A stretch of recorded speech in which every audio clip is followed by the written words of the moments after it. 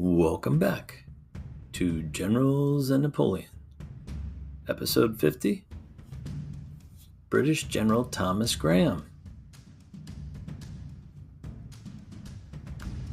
We have a special guest for this episode joining us from the second time, my good friend Josh Provan from Adventures in Historyland. Say hello, Josh. Hi, guys. Thanks for having me back, John. Yeah, my pleasure. My pleasure.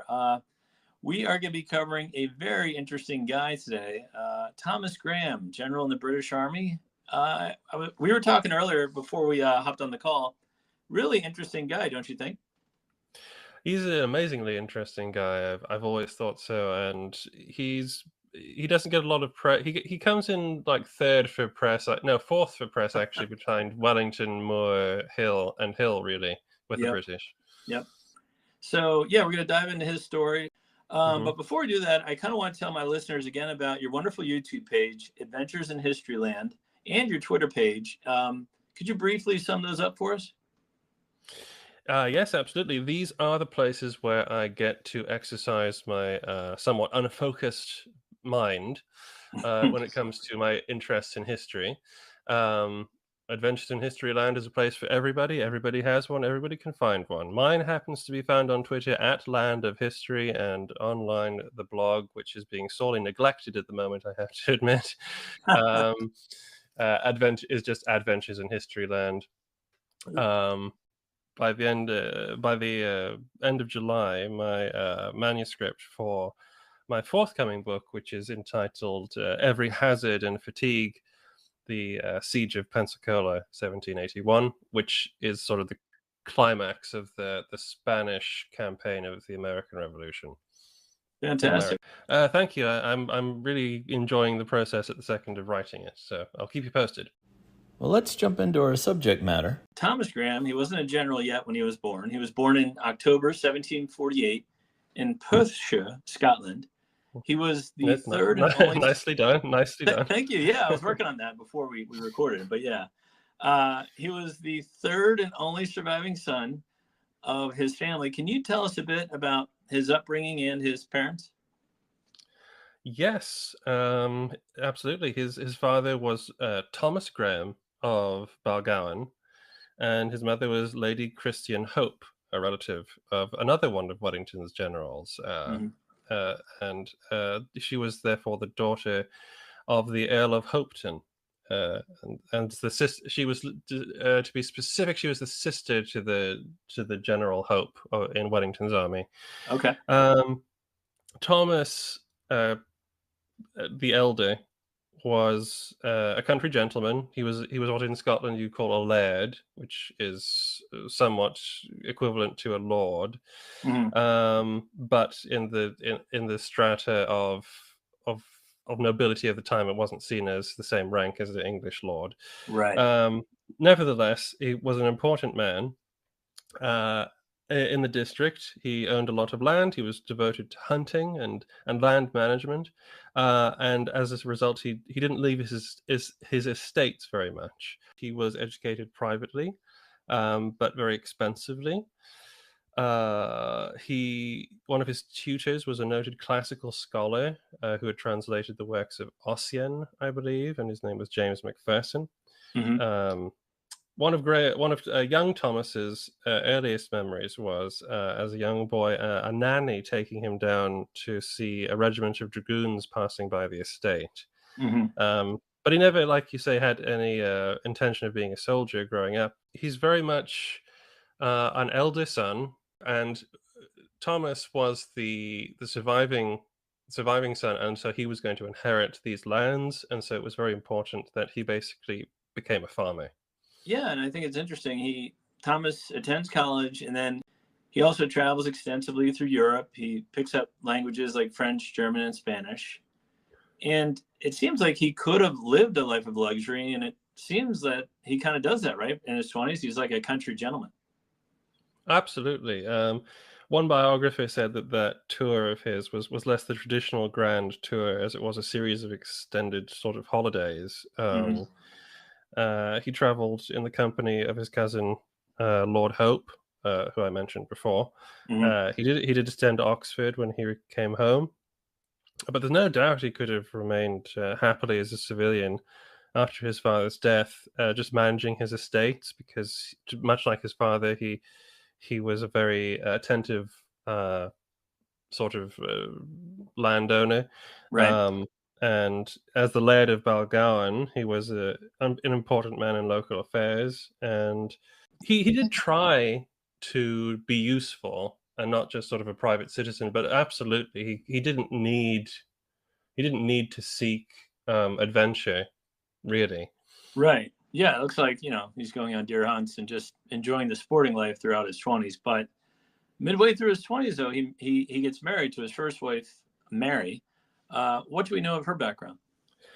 Well, Mary is a very fascinating figure from the 18th century. She's not as well known as some of the celebrated women of the period, but she is known for a very special reason. Her full name was Mary Cathcart before she was married. She was the second daughter of the 9th Lord Cathcart. Mm-hmm. And so she was roughly from the same sort of class background as Thomas. Mm-hmm. She was sketched in words, so to speak, by Robert Burns, who met her at Blair Athol, which is a castle in Perthshire. And he called her the beautiful Mrs. Graham. Mm-hmm. And she was immortalized by the painter Gainsborough. Mm-hmm. And her charm and grace and ethereal sort of beauty, if you've ever seen the portrait, Mm-hmm. commanded the interest and pretty much the devotion, so people say, of everyone who met her. Mm-hmm. In the year after her marriage, Graham took her to London to be painted by Gainsborough. This is how the painting was created.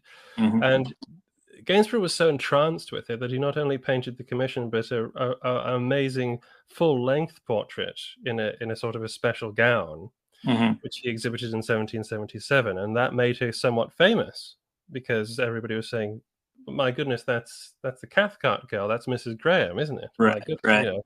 Yeah, Thomas was absolutely in love with her, which it's not very surprising if you've ever seen the portrait. Yeah. No. There's a, Lovely to me. I just, he got married. They were looks like they were about to build a nice family together. Did they have any kids or no? No, they didn't have any children, but that didn't seem to make them unhappy or cause any difficulties. In fact, there's quite a lot of stories about how much they cared about each other. There's one crazy one about Mary forgetting her jewellery box when attending a ball in Edinburgh, and Thomas, being an expert rider, deciding to ride the roughly 42 miles back to Balgowan to fetch it for her. It's just fascinating, the life they made for themselves. And to be honest, it's a sort of an 18th century idyll, really, isn't it? It would make a hopelessly romantic movie, I think. Yeah, yeah, and we really haven't even gotten to the good part yet. So, No, no. Yeah, but yeah, he doesn't initially join the military. He instead opting to become a farmer, and in 1785 he purchased the estate of Lynedoch, which becomes important in his titles later on. Correct? It does. He definitely had no interest in being a soldier at this time, and as you say, Lynedoch was purchased as a pet project. It was a small plot of land as a pet project by Graham, and he lavished a lot of attention on renovating the cottage there and the parkland, and it will indeed become the name he is best known by contemporaries when it's given to him as a title for his service. But we're jumping ahead a bit there. Okay, well, we'll come back to that. Here's where the story starts to get dark, though. Like, life is going well. He's rich. He's got a nice farm. He's cultivating and reshaping the landscape. But in 1792, his wife's health begins to decline, and for some reason, her medical advisor recommends a trip to France with her husband. Seems like an odd time to me to visit France in the midst of the chaotic French Revolution. And she passes away during the voyage over to France. Can you, what happens there? Yeah, I'm sorry, everybody, to shatter the wonderful picture we just so abruptly painted for you, but that in sum is what happened. So as to traveling to France, war hadn't been declared yet, technically, and so travel was still possible. Politically, there was a lot of people in England at this time, especially liberals, and Graham was a liberal. He was a moderate Whig, and a lot of these people somewhat approved of what was going on a constitutional level in France at the time, in terms of sort of curtailing the power of the king and establishing a sort of or what they hoped was going to be sort of a British style constitutional parliament sort of thing. Right. There was also, I guess, most eyes were fixed on Paris from a British perspective, and so it probably seemed safe enough because they went to the south of France. So they probably didn't associate the troubles as being that widespread, I guess. Right.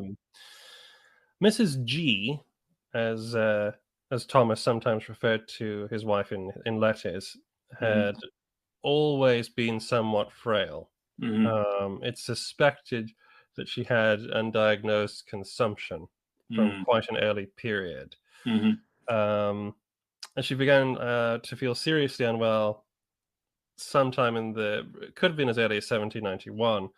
They had been advised that sea bathing in the south of France would be beneficial.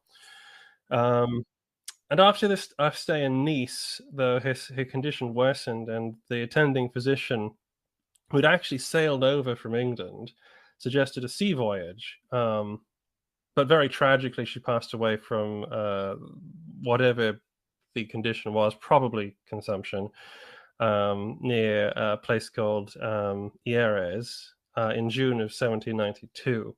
Right. Even more tragically, Graham was not with her at the time. He had gone on shore. They'd anchored, and he'd gone on shore and had gone to the town because he'd been told it wasn't very far away, but it was. And he came back only to find she had died an hour before. It just breaks your heart, really. Yeah, because you just painted that beautiful picture, their idyllic landscape. She's this beautiful woman, and she dies on her way to get treatment. But that's not even the worst part of the story. Thomas Graham hires a barge to move her remains for a proper burial, but a group of French soldiers near Toulouse opened her coffin and disturbed her body. Can you tell me what the heck happened there? Okay. Yeah, but okay. Yeah, strap yourself in, because here we go. Graham and Mary's sister took we're going to take the remains back to the mainland, and had made arrangements to take a canal to Toulouse and then on to Bordeaux. Now, it was already July. It had taken a while to get back to the mainland anyway, because there was bad weather. And he'd started to write home, this is Thomas, instructing that much of the Balgowan estate should be closed up or sold off, because he wasn't going to live there anymore, or at least for some time, because he was really crushed. Right. He didn't anticipate wanting to see anything of his old life, pretty much. Now, the custom officer at Agde-sur-Hérault, which is the Hérault is a river in France, had already demanded Graham to open the coffin before allowing him to proceed to up the canal to Toulouse. But of course, Graham said, "No, what are you, mad?" Right. And so he went to a place called Sète, where the director of customs had pity on him and gave him the paperwork which he would need to proceed to Bordeaux. So they reached Toulouse after a brief rest. They were going to carry on their journey, and they're getting the barge ready, when a group of the town guard and Republican volunteers appeared and held them up. They demanded they wanted to search the baggage. Now, the account I read absolutely says that they were drunk. I don't know how many of them were drunk, or what sort of how high the altitudes were, to use an old expression, but they demanded. They got to the coffin basically, and they demanded, "Let's see what's in there." And of course, Graham said, "Well, that's my deceased wife. I'm not going to open the coffin." They said that, and they basically fired back that if he didn't open it, they weren't going to let him pass. Now, Graham went and appealed to the mayor, who did issue an order to let him go without any trouble. Unfortunately, this didn't seem to do any good whatsoever because, I mean, it's put in the biographies basically that because the revolution was happening, these people had no respect for authority, and kind of were just doing whatever they wanted. And they seized Graham, threw insults at him, and declared that there was contraband in the coffin, and basically wrenched it open. They did this with such violence that they broke it, and they had to. So it was in such bad repair. I must assume they must have basically snapped the lid. Basically, they must have broken the lid to get into it. Right. Because Graham had to buy a new, I think it was a tin coffin or something like that later on. Or probably lead, actually. A new lead coffin was bought. But this is what happened. They desecrated the remains, basically. I don't think they messed around with it. Nothing says they messed around with the body once it was obviously there's a dead woman in there. Right. But the very act of basically holding Graham under arrest and then tearing open the coffin is just the worst imaginable torture, given what he's just been through. Yeah. They stayed a few more days in Toulouse after this event, trying to get justice, and obviously they needed to repair the coffin. But the justice of the peace, first of all, didn't want to get involved, and then when he did get involved, he tried to keep them there until the court case was settled. And Graham just said, "Fine, I'm not prosecuting. I'm just getting out of here." And he proceeded to Britain without further incident. Wow. And it's pretty dark. Okay. Well, at the age of 43 now, the widower, Thomas Graham, resolves to take a career in the military. So I guess this is kind of a tricky question. Do you think that he had some sort of awakening after his wife's death? I think we have to understand that Graham had already found meaning in his life before Mary died. Right. True. And I think her death took a lot of it away from him. He hid his misery very bravely, but the desecration of the coffin at least did give him an enemy, and someone to hate, someone to blame, someone to focus on. There's this combination of just losing everything that you thought you had and now having to rebuild it all. I mean, he was unable to occupy his old house where he'd been so happy. He couldn't really resume his old role right away as laird without just constant reminder of what was now gone. Right. And this compelled him to act in the struggle, like you say, to take back control, maybe chase the demons of his old life away. Right. And I think, actually, as we'll see, especially in the years closely followed, I think he might secretly have wanted to die. Yeah, you might be right. Well, in 1793, he sees his first military action in the siege of Toulon, which was a loss for the British and became Napoleon's first major victory that he was associated with. How did the now soldier Graham perform under fire? Graham's military life is such a mess. It's so confusing to try and explain to people. So right now he's still technically not a soldier. He's still he wants to be involved in the war somehow, but he doesn't take an actual rank position at this moment. At Toulon, his role is very curious. It's a volunteer, essentially. Right. And it's a volunteer because he knows quite a lot of people in the Navy, and he sort of goes on an extended military cruise hoping to see some action, and ends up in the blockading squadron off Toulon. And because of his excellent language skills, he's one of the first British, we'll say, officers, because he was sort of taken on as an aide-de-camp, to land, although he had no actual rank at this time. So he was, but he was actively involved in the defense of the town. And to be honest, he's one of the only British participants connected with the army, at least, who comes out of the capture and then loss of Toulon with any credit. Right. And he really throws himself into the fray, and this speaks to what I was talking about a minute ago. he's really keen to get into action. Mhm. When he can't find a horse in one occasion, he gets a coach, a cabriolet, Mm. and he rides that towards the sound of the firing, to the horror of some nearby royalist French guardsmen who like yell after him, "Stop! Stop! Good God, you don't go to war in a cabriolet."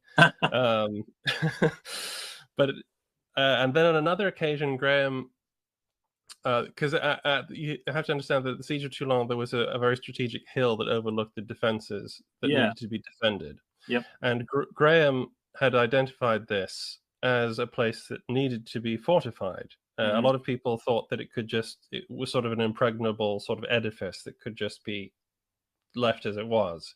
And not a lot of people listened to him, so he very dramatically scaled the hardest, steepest part of this of the cliffs of this hill, to prove that it could be done, because in his words, he was more used to hills than other people. Um, Again, that's quite a dangerous, risky thing just to jump into, Right. and it kind of shows that he's willing to risk a lot. And then, so this hill is actually taken by the French. Right. And then they have to retake it. And in the attack to retake it, he volunteers to join one of the attacking columns.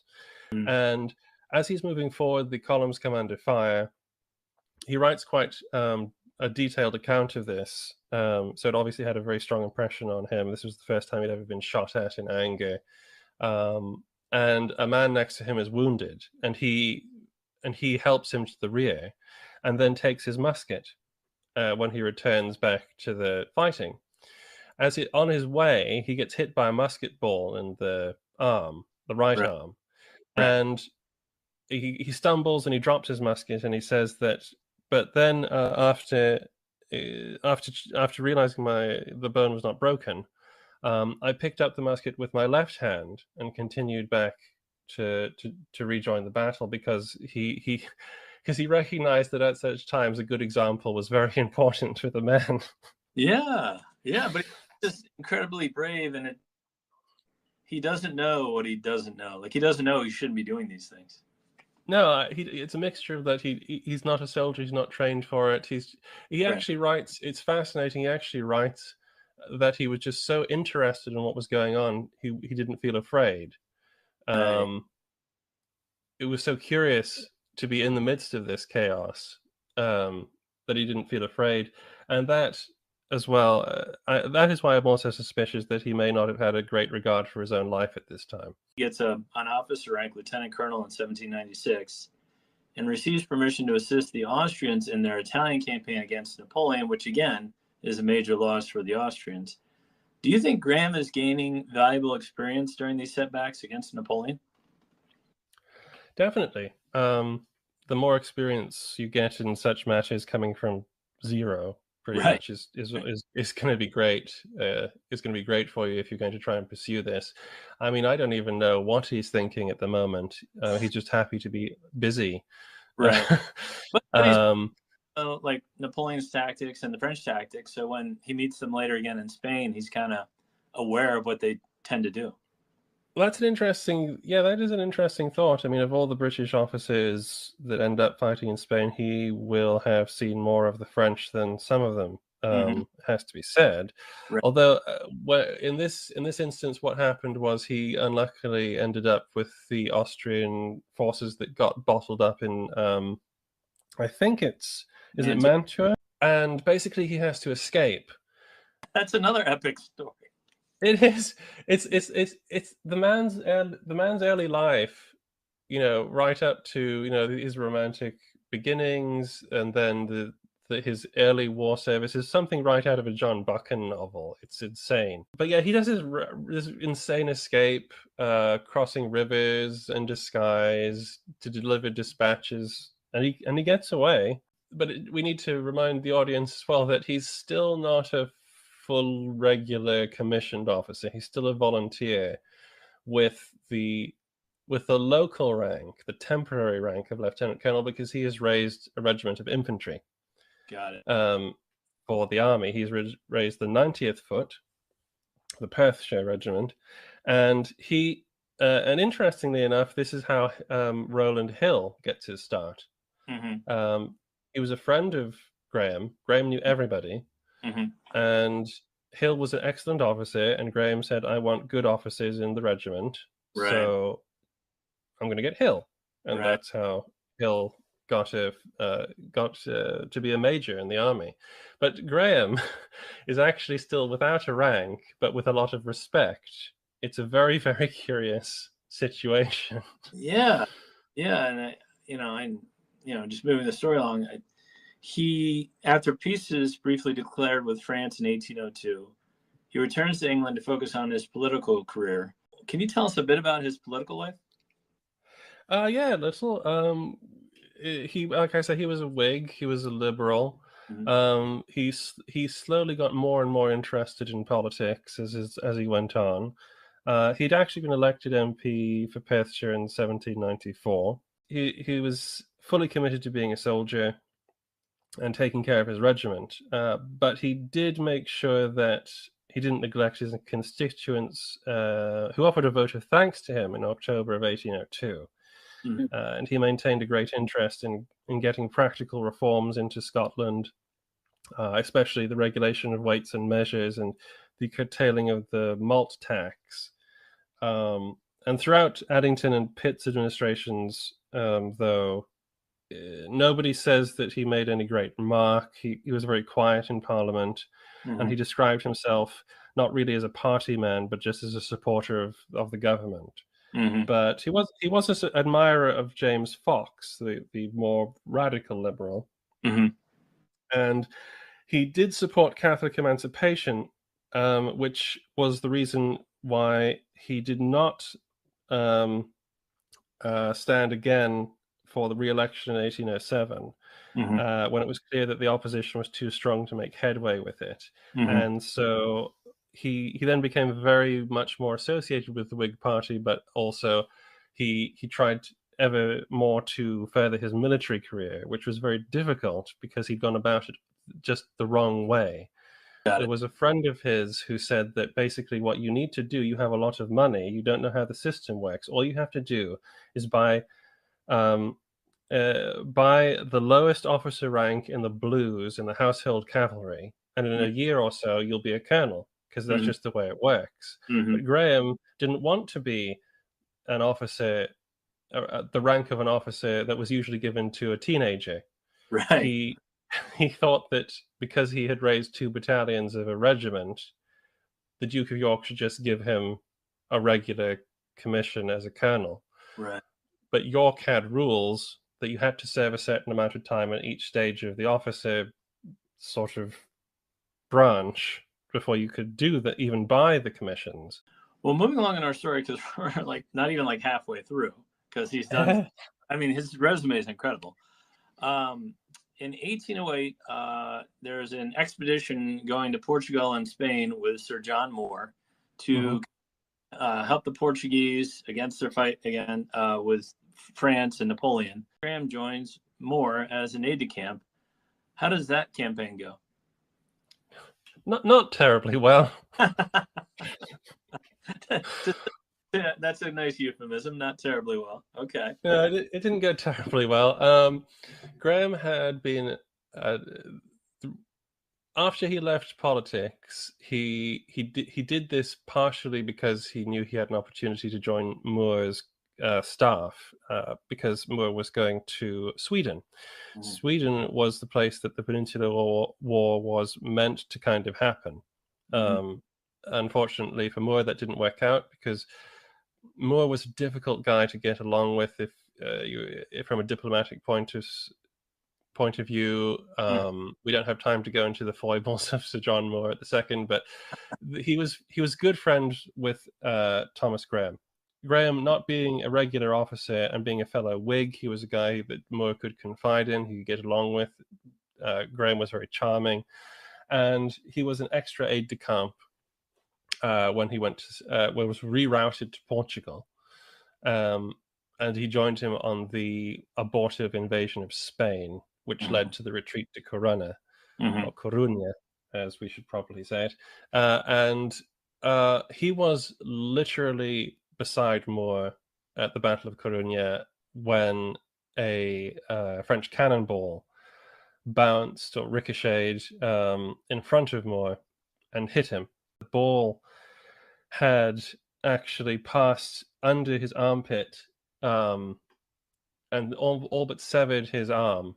Yeah. And taken away most of the flesh from his from that side of his chest. Right. And it was a terrible mortal wound. Right.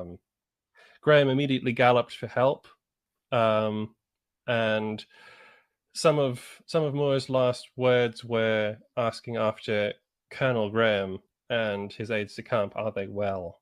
Mhm. Moore also remembered Graham in his dispatches, which is the critical thing that Graham gets out of the Corunna campaign, and that is a recommendation from the dying martyr to be promoted properly. And that's how he gets his actual commission, because Moore asked for it.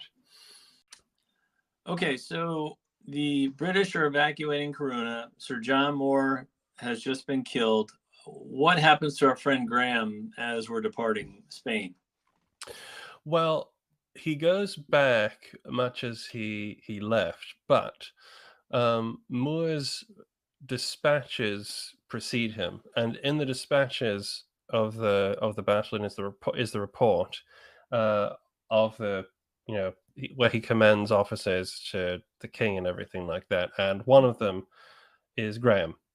So it's basically one of the last wishes of Sir John Moore to have Graham confirmed as a regular officer in the army, which is something that Graham has been unable to achieve all the way up to this point. But nobody can deny the last wishes of the fallen martyr, and so he is finally sort of brought into the regular army, the seniority of the regular army, and he actually soon becomes a general.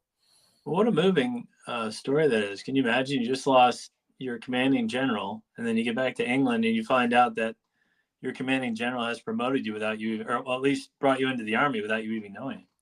Yeah, it must have been quite a moment, especially as he was Moore was a good friend of Graham's. Yeah.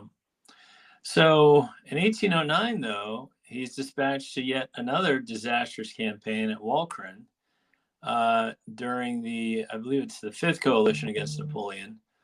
What happens there? Why is that a disaster?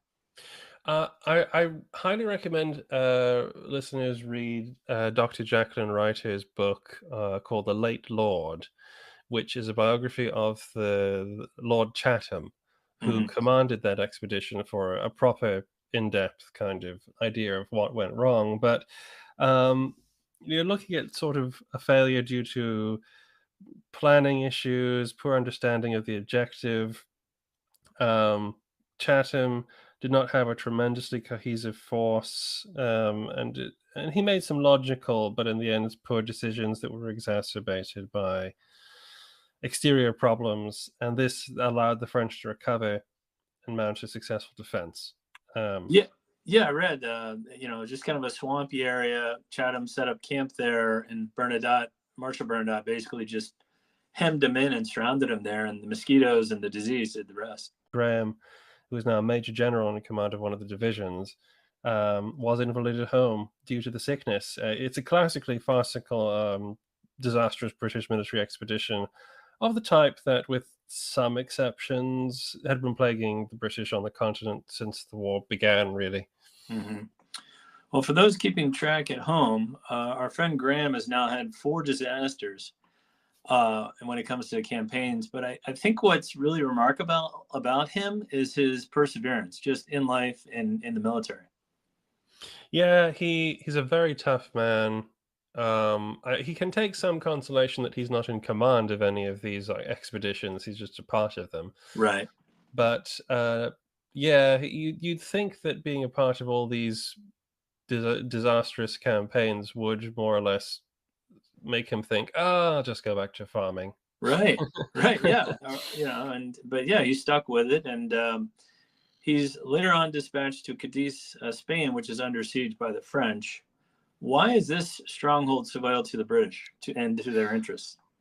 Well, in 1810, Cadiz was the sort of the last stronghold still in Spanish hands, I believe, and it was where the Supreme Junta had fled.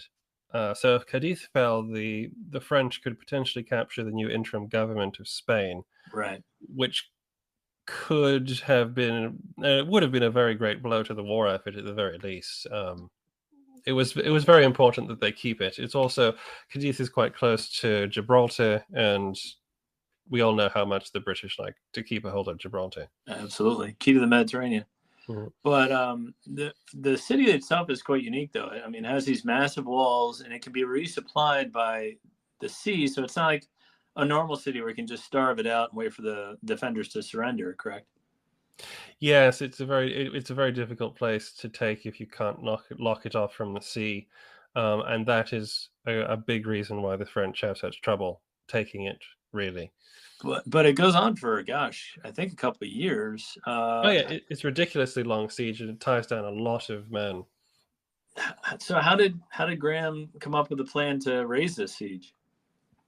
Well, as Graham was, his role there was to assist in the defense of the city, and he knew, or at least he felt that if that basically the defense needed to be more active, and so he was advising that if the opportunity presented itself, that a large force should be shipped out of Cadiz around the French flank Mm-hmm.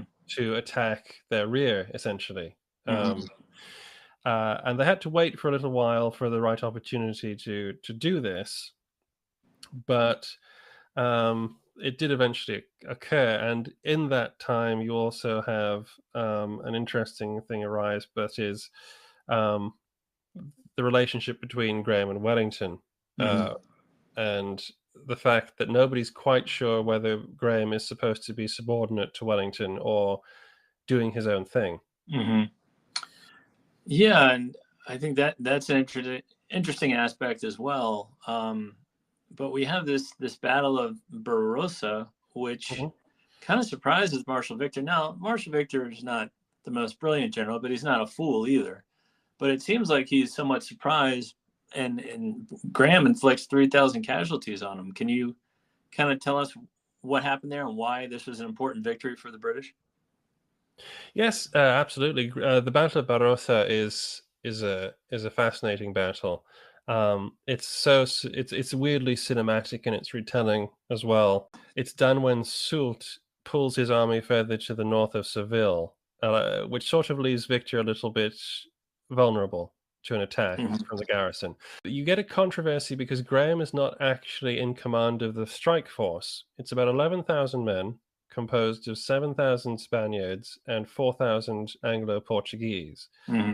Now, Graham is commander of the British and the Portuguese, but Graham is trying to work for the greater good here, and so he puts himself under the command, under the orders of General La Peña. Right. And the Spanish advance guard successfully achieves the surprise on the French flank guards. They take a strategic position.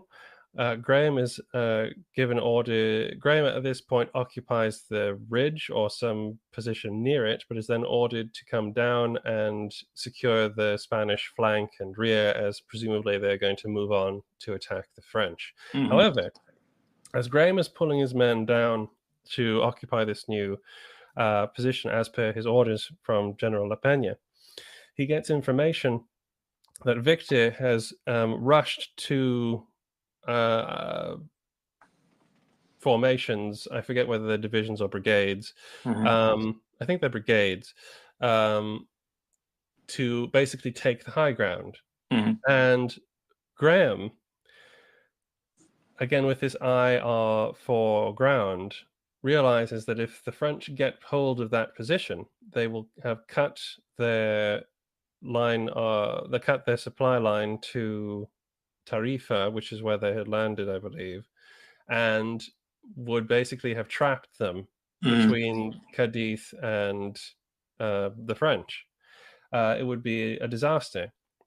So Graham, not being a scientific soldier, is exactly the sort of guy you need right there at this moment. A man Right. who, It sounds like a fluid situation. Like it's not a set piece oh battle. yeah, Like it's changing almost every second. and timing is so crucial here. If Graham had hesitated for maybe even as much as half an hour, what happens next could not have happened because Victor's men are rushing up to the high ground and coming basically down on Graham's flank. Mm-hmm. So what he does is he basically gets the entire both. He has two brigades, I believe, and he turns them both around as they stand. Basically, he gets them to turn back around towards the ridge and rush back up to the top. Right. This is not at all usual. This is not no parade ground niceties here. He basically just gets them to run back the way they came, Mm-hmm.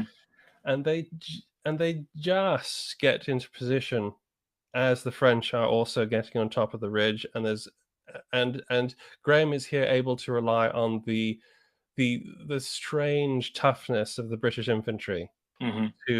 to now sort of push this gamble into a success. The British artillery form a concentrated battery in the center. The two brigades hit the French at an optimum moment where they're unable to quite get their equilibrium, and it's a dramatic and completely surprising victory for the British. The French are thrown into disorder, and bear in mind that Graham's force, which is engaged, is about only 4,000 men strong, and Victor has thrown about 8,000 men at him. Right.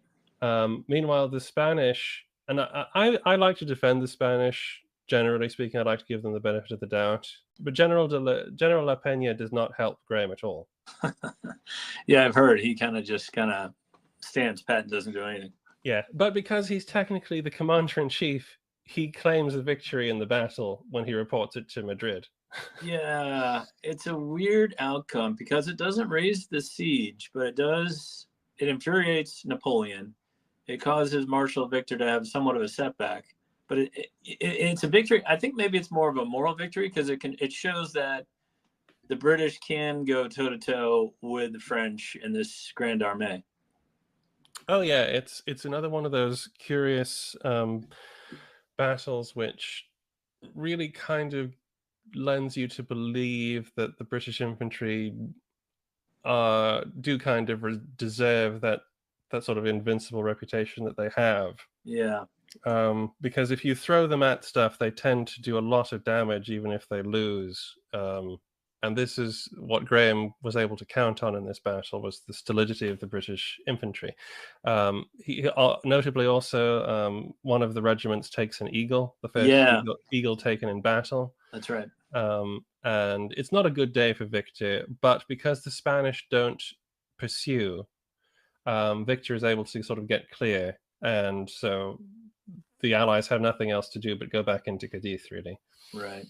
Yeah, there's a great quote. I think it's Wellington who says, when I make a mistake, my troops usually get me out of it. When Marshal Soult's troops when Marshal Soult makes a mistake, his troops do not get him out of it. So I think like you were saying, the British infantry, they can kind of repair the mistakes of some of their commanders sometimes. Yeah, it's like what Soult said about Beresford at Albuera. They were completely lost, but did not know it and would not run. Right, yeah. But yeah, getting back to our story, in 1812, and again, I'll let you be the judge on this. I read that Graham is basically second in command now to Wellington and assists him in the successful siege of Ciudad Rodrigo. Now, we were talking earlier that we weren't sure if Wellington and Graham were working together well, but are they kind of getting along at this point? Yes, they are. There was a little bit of tension after the Battle of Talavera in 1809 when Graham criticized the awarding of Wellington's title of the Earl of Wellington. Mm-hmm. But certainly by the time of Barossa and by the time of 1812, they were getting along quite well. And Wellington was seeing a man that could be trusted to act independently a reliable man, and a man, most importantly, of good judgment.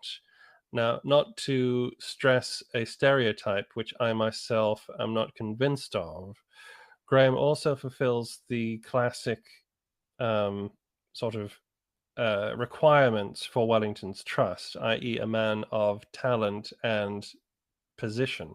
Mm-hmm. He's of the right class, sort of Mm-hmm. thing. Now, I don't lend too much store to that exactly. The whole Wellington is a snob thing. I think that's Right. too much of a modern appreciation of what we're dealing with here. Right. But Graham is certainly a very well connected, a very well educated. He's of the right family. And he is an instinctively good soldier, and Wellington appreciates this. Yeah. So the other thing is, as you were saying, you're completely right. In 1812, the government basically writes to Wellington saying that Graham is the second in command. Mm-hmm. If anything happens to you, give command to Graham.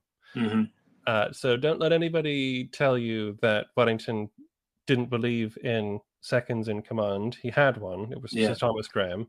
Yeah. And actually, this is proven by the fact that when Graham, spoiler alert, gets ill and has to go home, Wellington says, I don't want another second in command. That's what he meant by that. He said, basically, I just want Graham. Yeah.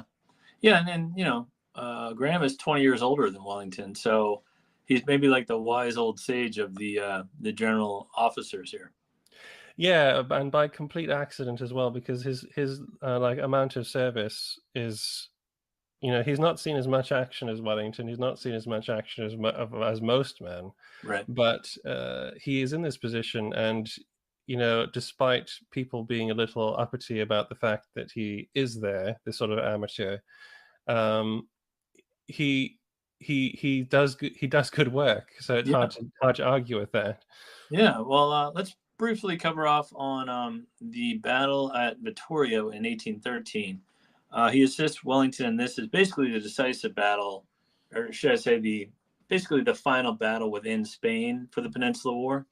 Can you tell us a bit what happens there? I know King Joseph and Marshal Jourdan kind of turn at bay to fight the British, but it doesn't go very well. No, it doesn't go very well at all. There was some hope for the French in 1812 when they retook Madrid, and after the siege of Burgos, when Wellington retreated very famously back to the Portuguese border. Mm-hmm.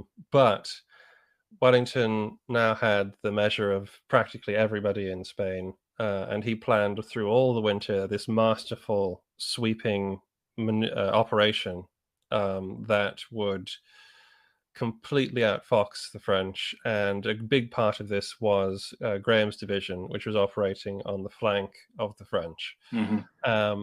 Graham's task was to march through basically mountains and valleys, shielded at all times from the French view, and to constantly outflank whatever position they tried to take to stop Wellington coming at them from the front. And he did this perfectly. And I think that was probably difficult for Wellington as somewhat of a micromanager to kind of have this one guy be an independent command off on his own. Absolutely, and it shows how much he trusted and respected Graham and Graham's judgment, because there were only two men in the army that he gave this leeway to, and that one was Hill and one was Graham. Right. And the both of them play a very central role in this much wider operation, where he's forced, because of the distances involved and the numbers involved, there's almost 100,000 men involved in the entire operation, to get this done. And it shows what Wellington can really do if he's given the resources to do it. It gives you a snapshot of what he might have been able to do in a bigger theater, and that was take back everything that had been lost in 1812 up to the line of the Ebro River, without fighting a battle. He outmaneuvered the French. He levered them from every position back to Vittoria, right? And that's where Jourdan and Joseph tried to fight. But now Wellington is just completely the reverse of the stereotype of the defensive general. He now has them where he wants them. He constructs a multi-pronged attack to envelop them, and he pushes them back through several positions until the very last one, right in front of the city of Vittoria, where Graham's division gets across the river and is threatening to cut them off and completely surround them, and that's when the French army breaks and flees for its life. Right. Yeah, it's just an interesting battle, and it would have been a greater victory, but as we all know the story, some of the British infantry stopped to loot the wagons that had King Joseph's spoils of war. They stopped to pick up all the gold that was on the ground, and I can't blame them, I guess. Oh no! This is a very tempting target for any army, and I mean, it sent Wellington into utter, apoplexy. But Yeah, it was difficult to get a pursuit going when all the roads were jammed with French baggage that was full of treasure. yeah. Well, and coming full circle now in our story, Napoleon abdicates in April of 1814. But there's one more battle that occurs after he abdicates in Toulouse, which is, where we had all of Graham's drama with his wife in this long epic. I mean, isn't that incredible that it kind of ended there?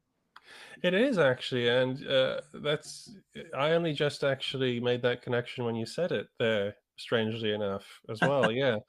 That is very poetic. I wonder what he thought of that.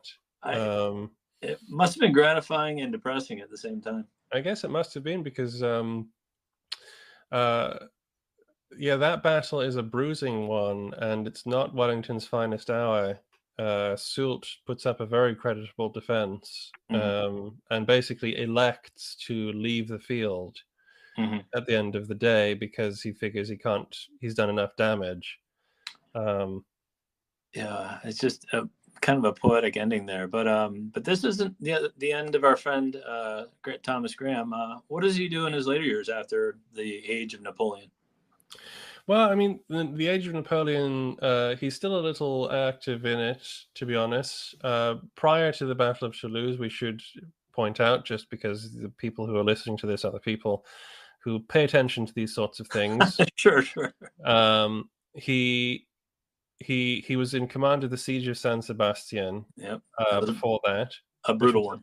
Yep. A very brutal one, and this is where you kind of see Graham's weaknesses as a commander, and also his advanced age. Some people are thinking he's starting to get a little old for this sort of thing. He doesn't handle it particularly brilliantly, but he does perform well in the open war campaigns. And then you get him being sent with a force to the Low Countries to support the Prussians. Yeah, and he has a setback there. Yeah, he does. It's in a life full of weirdness. The attack on Bergen op Zoom is insanity as well. In fairness to Graham, though, Wellington wasn't the most adept at sieges either. No, Wellington. I have thoughts about this, and if you want to do a whole thing about Wellington sieges, then we can.